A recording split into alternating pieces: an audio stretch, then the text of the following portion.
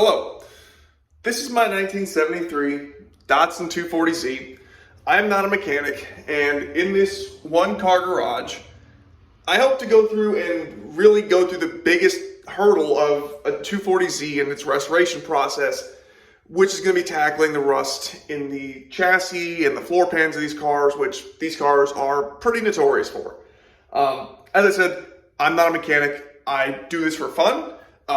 This isn't a job that I'm likely going to consider fun at the end of it, but what I really want to do is kind of share the troubles and the problems and kind of all my experience that I go through in restoring this car, because I do want to do a full restoration of this vehicle, but I'm going to just start on the rust pans. But nonetheless, I really want to leave like my own little like trail of breadcrumbs, basically, as far as the work that I've gone through, and share it with you all here on, social media, YouTube, everything.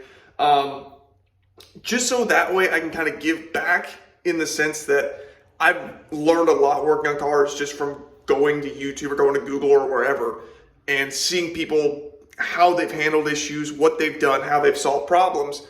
And, I have a great opportunity here to kind of do the same thing.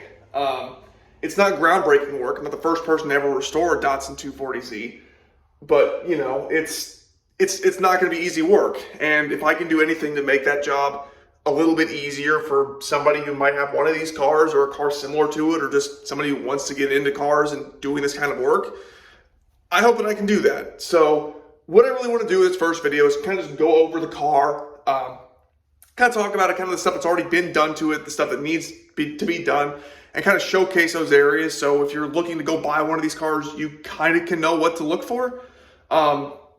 So what I'm going to do is I'm going to go ahead and flip the camera around, because I'm shooting this all on my phone because that's the only camera that I have, and kind of go through and showcase the car. And yeah. All right, so starting off with the body work of this car, like so many old cars, the history of it is really up to the previous owners to let you know what's going on with it, or for you to discover on your own. I bought this car off of the original owner, so I got pretty well the full story of what's been going on with it. I know he has hit 2 deer with this vehicle, so this car has been repainted a couple times. The most recent one has got a lot of issues going on, which I'm going to go ahead and kind of show you. As you can kind of see, there's a few little paint chips that have been touched up mildly in the past, just to keep rust from forming, on the most recent repaint of the car. But some stuff I'm hoping you're also going to be able to see kind of in the paint are these little bitty flecks, just little bitty things kind of going on here. I believe they call that solvent pop, where the paint really didn't have enough time to flash off before it dried up. So there's all these little like pock marks stuck all throughout the car's paint. There's a few more spots where you can really see some sanding scratches actually as well.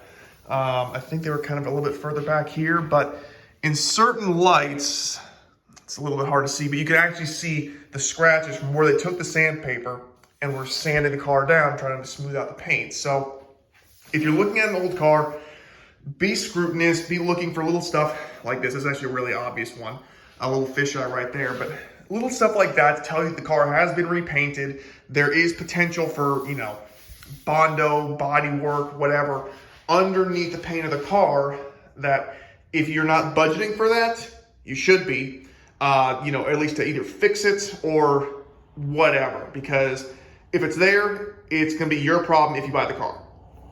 Now, going under the hood. So all of these cars came with an inline 6-cylinder engine. That's not going to change unless somebody's put a 350 or something else in it over the years. If you're looking at either a 73 like this car right here, or a 74 260Z, there's a chance you're going to have some different carburetors on it to the ones you have here. On 240Zs, in this era of car, or I guess on this model of car, 240s, 260s, 280s, if you see carburetors like this with the round top, they call these carburetors the round top carburetors. Pretty simple, straightforward. But the original ones that they came with were called flat tops, which they were a little bit bigger. They had a more squared off top to them. And they were basically an emissions era, kind of a quick fix between the carburetors like this and the fuel injection that came on the 280Zs. They're not super desirable. A lot of people don't like to try to tune them. I had them, they were running, I rebuilt them, they ran a little bit better, but ultimately this is what people have parts for, this is what people like. So I switched to these and they run okay. I have some other issues going on too that's probably contributing to why these don't run fantastic. But other than that, going on in the engine bay, I've also installed a 6 to 2 to 1 header going down underneath the car, and then I actually built my own 2.5 inch exhaust just out of some 2.5 inch exhaust tubing that I got on Amazon, and got an inexpensive muffler. There's also a glass back a little bit further up there, which, you know, it sounds okay. There's a little bit of drone. It's not the best exhaust in the world. I would say if you have the money, just go ahead and get one that works as opposed to doing this. And I do apologize if I'm shaking the camera a bunch. Like I said, shooting this on my phone. Other than that, inside the engine bay, not really a whole lot that I've personally had to deal with, other than old radiator hoses. They just eventually start to fail and they all start leaking. So as you drive it more and more, those are going to start failing more. You're going to have to replace your radiator hoses. I need to get a new ignition coil. This one works. It's not great. There is some corrosion, like actual rust in the where you plug in this wire inside of there. So it does not have the best spark, I'm sure, compared to what it could have. But other than that, it's really been fairly reliable under the hood. Whenever I've had it running, it's just needs a good tune-up in all honesty. Going inside the vehicle, the interior is in pretty okay, not perfect condition, as you can see by the peeling chrome on some of the door trims. The seats are actually, for me, in remarkably good condition. I was expecting them to be fully just tore apart and destroyed because they were sitting underneath some sheepskin seat covers. But thankfully, they actually don't look too bad. The leather's not in too terrible a shape, so I'm hoping to keep it in that way. Now, if I step inside here, I'm fairly lucky that all the cluster, well, actually no, that stopped working. The speedometer did stop working literally on the drive over here to start the restoration. But aside from that, the tachometer works, my oil temperature, oil pressure, amps, fuel, all that works. The clock on these cars seems to never work. I don't know why, haven't really dug too much into it. That does not work at all. I do have a cracked dash like so many old cars, you know, Japanese, American, whatever. Mine's not the worst, so I'm not going to mess with it right now, but I will at some point go after fixing or sourcing a dash. I don't know what it's going to be. The big thing inside the interiors of these cars is not so much the interior, but it is something you can check inside the interior. So underneath here, this little panel right here is your fuse box. So if I go ahead and I pull this up and out of here, you can see the fuse box. Now mine has been modified by the previous owner. I don't know what really has been modified. Haven't dug too much into that either. But one thing I do know is, I think I have the cover here somewhere, but the cover for this actually started to melt. Now, the reason that it started to melt, because it melted, I believe, right over the fuse for the headlights, is because the wiring in these cars, as they get old, starts to build up resistance, and your headlights carry a lot of power, and with the way these cars are wired, all of that power is going to go through your headlight switch. So when you turn on the headlights for the first time, if they haven't been on for a while or it's got a whole bunch of resistance into it, it can literally melt the wires and burn down your car. The first time I tried it, the headlight, the cluster here, smoke started to come out of it, so I turned them off, and then I hadn't turned on the headlights for literally a year until I went in to try to solve the problem. And it's been documented online, kind of how to do that fix. I have some pictures of it. I don't know if I'll be able to put them into the video, but nonetheless, all I did is I took the little plastic pieces off here, pulled out the turn signals, the headlight switch, went in there, cleaned up all the connection points, resoldered the joints that had failed, and what I actually did, I'll pull you back out here to go to the engine bay. What I actually did is right down here underneath just a little bit of vacuum line here, I have two relays. It'll focus on that. Two relays wired in. One is for the low beams, one is for the high beams. I don't remember which is which, but nonetheless, the original wiring for the headlights now just triggers the relays. And then I've got a really big, thick, heavy-duty red wire to take the power, the positive power, and run into some H4 conversion headlights. I don't like the LED look in old cars. I think reflector housings look 1,000 times better. I wish they would make some that aren't just a flat face, because the old sealed beams with the nice concave or convex look to them, I think they look so much better. But nonetheless, this is actually a big safety upgrade. One, for visibility, and two, just because it hopefully will help keep you from burning down your classic car. But realistically, nothing much else to talk about in the interior, other than, you're gonna have broken plastic, stuff like that you have to either source or just live with. But what I'm gonna do now is just go ahead and jump into the rust on this car. All right, so what I wanna cover is kind of some of the more major points of rust on these cars. I am right behind the front wheel. So right in here, above your tension rod mount, there's a little reinforcement that was there at one point in its life that they welded into the firewall just to help support this area, because there is a lot of force that goes in through here. As you can see, I can stick my finger into my frame rail. That's not supposed to happen. This is not good, and I'm gonna have to fix that. But this is a common spot for these cars to rust out, right in this area, and this is something you should definitely check if you're gonna be looking at one of these cars. As you go further back, if I can get it without blinding you with the camera, the rust does not get better as we get to the floor pans. So these are shot. There's a bunch of horrible undercoating and rubber crap everywhere.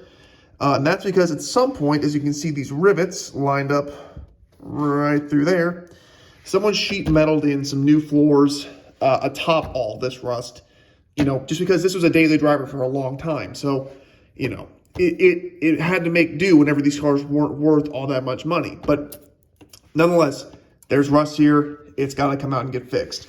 The original frame rail, as it extends further back, mine is smashed in. And as you can get to the very back, this is typically where they're going to start rusting out on these cars when it comes to the frames. Is at the very, very back. Water gets in there, collects, it sits there, it rusts. It's the same way on both sides for this car. You definitely are going to want to look at your floors, your frame rails, up under or right above your tension rod mounts. And then there's a few more spots where they'll typically rust out. Mine is a little bit hit or miss whether it's actually rusting out or not, but I'm going to show you those right now. So right here in front of the back wheel, as some people will call this the dog leg of the car, this has a tendency to rust out. All along your rear wheel wells will tend to rust out. Those are places that are fairly easy to check. You just can basically look at them. But as I said, this car has been painted a couple times, so how honest these fenders are, really hard to say how much Bondo there is beneath them, if there is any. Really don't know. I'm not gonna find out until I, start sanding and see what's down there.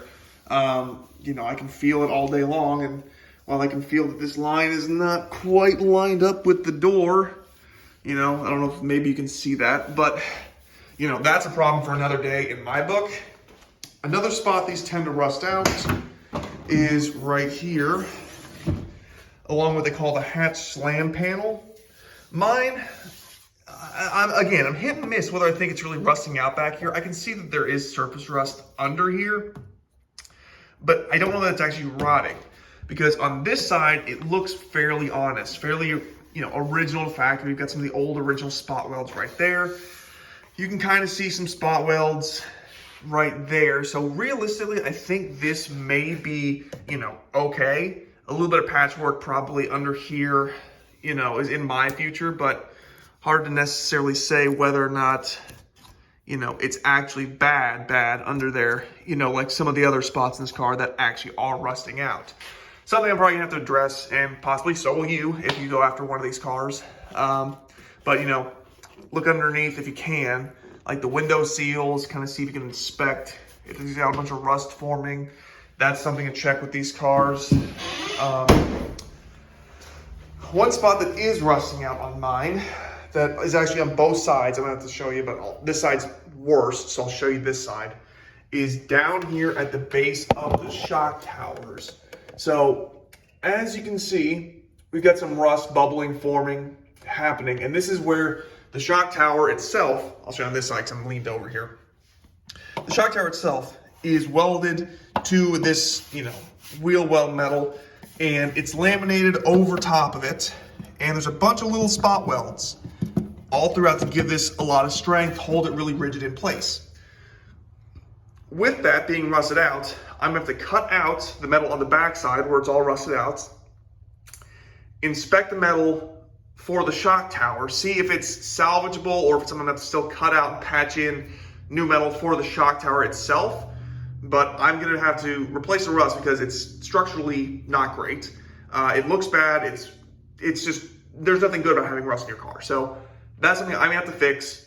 And what I'm likely gonna be doing to a lot of the chassis on this car is stitch welding different spots of it just to add some extra rigidity back into it in places where I'm doing a lot of welding because, potentially it's not as strong as from the factory. Try to add some of that back in, making it more rigid, better driving car, stronger, all those great things. Now, under here, let me grab the light. Hopefully I can make it a little bit easier for you to see, is under the battery. Oh crap, let me get around the car, the light.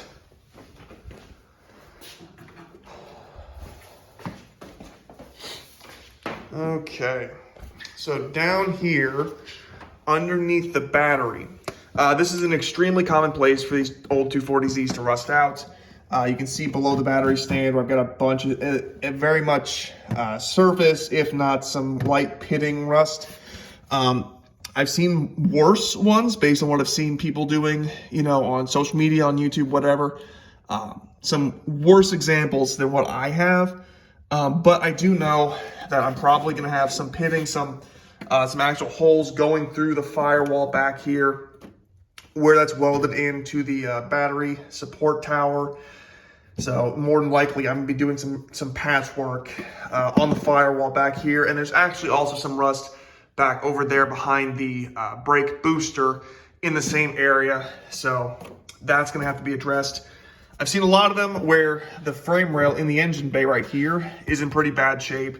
And you can buy, almost all these sections you can buy brand new sections, but right here we have to replace this whole frame rail. I'm hoping to avoid doing that just because those are like $250, $300 a piece, and this is a big section of metal, and it's where your tension rod mounts down here.